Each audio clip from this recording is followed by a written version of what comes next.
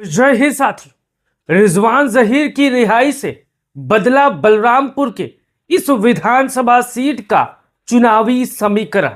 जैसा कि आपको पता है, पूर्व सांसद रिजवान जहीर कई सालों से जेल में बंद थे और उन पर कई मुकदमे थे, लेकिन माननीय न्यायालय ने उनको दोष मुक्त कर दिया है। और अब बलरामपुर की सियासत में चाहे अपनी ही पार्टी के दावेदार हों, चाहे विपक्ष के लोग हों, सब में खलबली मचना शुरू हो चुकी है। 2027 के विधानसभा चुनाव की सुगबुगाहट तुलसीपुर विधानसभा में मजबूती के साथ शुरू हो चुकी है। पहले आप ये तस्वीर देख सकते हो और पढ़ सकते हो। रिजवान जहीर की रिहाई से बदला इस सीट का चुनावी समीकरण। क्या 2027 में समाजवादी पार्टी करेगी फिर से रिजवान जहीर पर भरोसा? जैसा कि आपको पता है, अगर आप बलरामपुर के होंगे या तुलसीपुर विधानसभा सीट के होंगे तो आपको रिजवान जहीर के बारे में जरूर हर चीज पता होगी, सियासी गणित जरूर मालूम होगा। लेकिन अब यहां पर मैं आपको पूरी बात बताने की कोशिश कर रहा हूं। पहले यहां पर आप देख लीजिए कौन कौन दोषमुक्त हुआ और कौन किसको सजा होने वाली है। तो यहां पर आप देख सकते हो कौन कौन दोषमुक्त हुआ। पूर्व सांसद रिजवान जहीर दोषमुक्त हुए, उनकी बेटी जेबा रिजवान दोषमुक्त हुई, दामाद रमीज नेमत दोषमुक्त हुए। अब यहां पर देखिए, अदालत ने माना कि अभियोजन पक्ष इस तीनों के लिए खिलाफ आरोप संदेह पर ऐसे साबित नहीं कर पाया है। अदालत ने ये चीजें मानी है और इन तीनों को यहां पर दोषमुक्त कर दिया है। अब लगातार सियासतदान बलरामपुर की राजनीतिक जो देखते हैं, समझते हैं, वो लगातार दबे जुबान में ये कहते हैं कि कहीं ना कहीं अगर समाजवादी पार्टी इनके परिवार में या इन पर भरोसा फिर से जताती है तो भारतीय जनता पार्टी के लिए जो सीट है वो आने वाले समय में करो या मरो की स्थिति वाली पैदा हो सकती है। हमारी इस बात से अगर आप सहमत हो तो अपना राय जरूर दीजिएगा। अब यहां पर देखिए कौन दोषी पाया गया ये भी जान लीजिए। देखिए, महराजुल हक उर्फ मामा और महफूज को हत्या का दोषी करार दिया गया है। इनकी सजा पर अदालत ने बात की तारीख तय की है और कहा जाता है कि इसी मंगलवार को बड़ा फैसला इन पर हो सकता है। अब देखिए, एक आरोपी शकील की मुकदमे के दौरान मौत हो चुकी थी, यानी कुल मिलाकर 6 आरोपी थे, 3 दोषमुक्त हुए, 2 दोषी, 1 की मौत हो गई। आप ये बात अब समझ गए कि क्या क्या कब हुआ था। अब आते हैं सियासत को लेकर जो लगातार सुर्खियां बटोरे हुई है जब से दोषमुक्त हुए हैं। अब यहां पर तस्वीर देखिए, यहां पर वो तस्वीर है जहां से रिजवान जहीर बाहर आए, दोषमुक्त हुए और तमाम अपने समर्थकों के साथ यहां पर बातचीत करते हुए। अब हमारे जितने भी साथी होंगे ये बात समझिए, ये है तुलसीपुर की राजनीति। तुलसीपुर में जो जातीय समीकरण है वो कितना प्रभाव रखता है मैं आपको बताने की कोशिश कर रहा हूं। सामाजिक समूह और राजनीतिक महत्व देखिए, मुस्लिम बहुत महत्वपूर्ण है इस विधानसभा सीट पर, ब्राह्मण भी बहुत महत्वपूर्ण है क्योंकि ये दोनों ही मुस्लिम और ब्राह्मण बाहुल सीट है तुलसीपुर विधानसभा सीट। अगर आप जानते होंगे, अगर सियासत में आप कुछ ABCD जानते होंगे तो आपको ये बात पता होगी।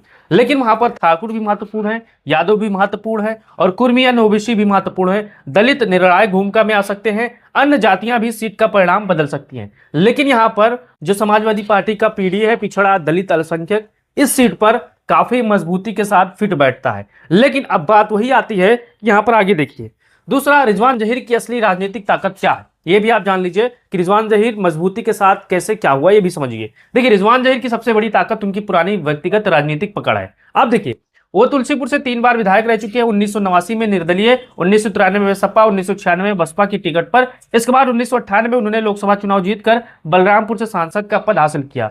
जो आप श्रावस्ती लोकसभा समझते हो वो पहले बलरामपुर ही लोकसभा था। इस चीज को आपको समझना है, नहीं तो आप खोजोगे, परेशान हो जाओगे। अब देखिए, ये सिर्फ किसी एक पार्टी का वोट बैंक नहीं था। रिजवान जहीर ने अलग अलग दलों के टिकट पर भी अपनी व्यक्तिगत पकड़ दिखाई और अच्छी खासी इनकी वोटों में पकड़ है, अच्छी खासी ये जनसंख्या का नेतृत्व करते हैं। अब यहां पर आप देखिए, 2022 ने उनकी ताकत फिर दिखी थी। देखिए, जैसा कि आपको पता है, अभी हाल ही में 2022 का विधानसभा चुनाव हुआ था यूपी में, 5 साल होने को है। समाजवादी पार्टी ने उनको टिकट नहीं दिया था। आपको पता है टिकट क्यों कटा था, आप सभी को पता है। लेकिन अब बारी आती है यहां पर सबसे दिलचस्प चीज जानने की।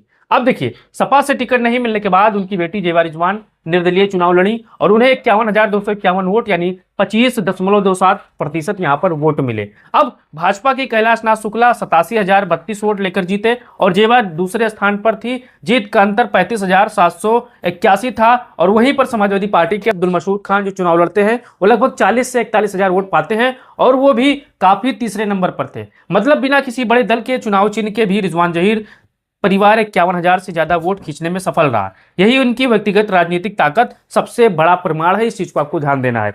बिना किसी दल का चिन्ह, बिना किसी बड़े नेता का प्रचार, 51,000 वोट बहुत महत्वपूर्ण होते हैं, इस चीज को आपको समझना है। अब यहां पर आगे देखिए 2027 के लिए असली राजनीतिक ताकत और गणित आपको मैं समझाने की कोशिश कर रहा हूं। अब देखिए अगर 2027 में रिजवान जहीर किसी बड़े दल से मजबूत यानी समाजवादी पार्टी से मजबूत उम्मीदवार के साथ सामाजिक समीकरण बना लेते हैं तो मुकाबला काफी दिलचस्प हो सकता है। और आप बताइए कि अगर समाजवादी पार्टी इनकी बेटी को अगर विधानसभा की टिकट देती है तो परिणाम क्या हो सकते हैं, आप जो दिख रहा है वही बताइएगा। आप जितने भी साथी हो देखिए, खासकर रिजवान जहीर का व्यक्तिगत प्रभाव प्लस मुस्लिम वोट प्लस किसी मजबूत ओबीसी ब्राह्मण अन्य सामाजिक समूह का समर्थन भाजपा के लिए काफी बड़ी चुनौती का सामना करना पड़ सकता है।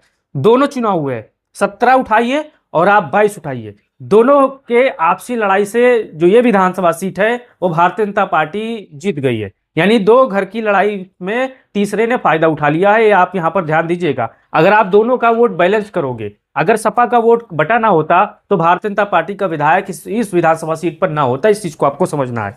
अब यहां पर आप देखिए मैंने यहां पर एक चार्ट लगाई है आपको समझाने के लिए कि स्थिति और जेवा की स्थिति क्या है, क्योंकि उनकी बेटी है पूर्व प्रत्याशी भी रह चुकी हैं और क्षेत्र में अच्छी खासी पकड़ रखती हैं। देखिए स्थिति निर्दलीय मजबूत लेकिन वोट बंटने का खतरा रहता है और आपने 17 के चुनाव में और 22 के चुनाव में देखा सपा का टिकट काफी मजबूत और टिकाऊ जिताऊ रूप लेता है।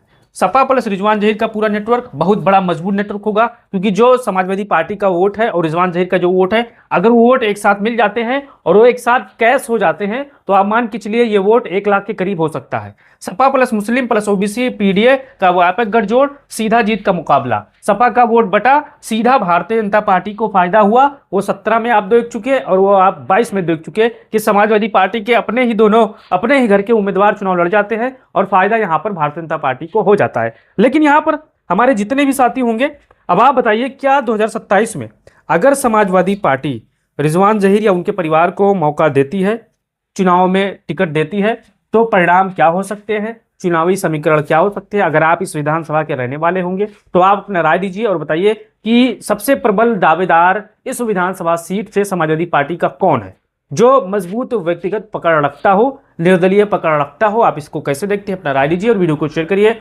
जय हिंद।